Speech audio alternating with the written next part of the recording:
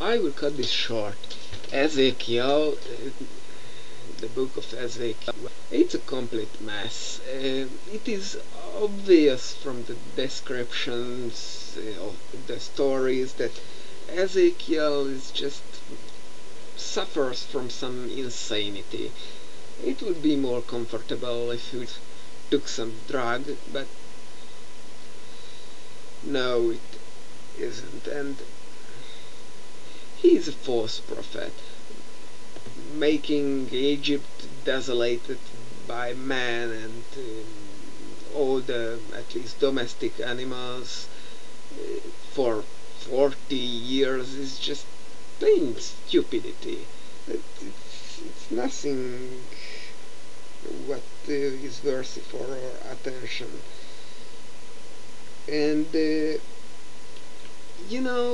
most of the book is written as Ezekiel himself would tell the story, and this is a very unique characteristic among the books. But don't you just overlap something, you people out there who believe this nonsense?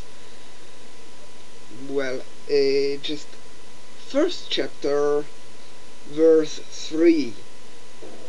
There he talks about Ezekiel in the third person and tries to confirm you that yes, this person really saw that shit. Do you need anything further? I don't think so. That anyone with any sane mind would require anything more to see that this is a hoax. Now, if you look deeper, what is really Ezekiel?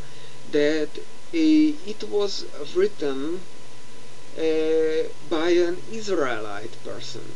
And when I say Israelite, I mean Israelite who lived in Israel in the part of Israel after Israel, the big country, split into Israel and Judah.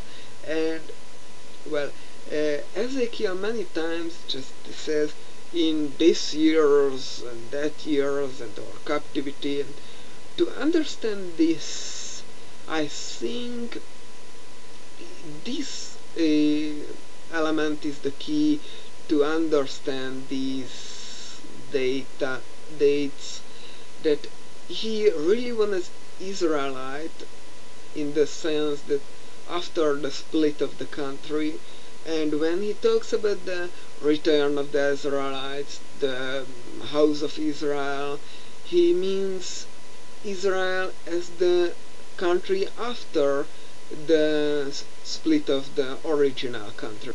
So his prophecies are even more false than they are for the first blink, because the 10 tribes are lost according to the Bible.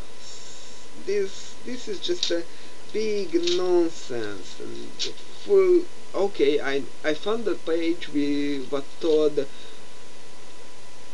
interpreted meaning, where you just take Ezekiel and you take nothing of it literally, but still those details with the drying up of the Nile is just plain. I don't know if I just turning the pages because I was not sure where the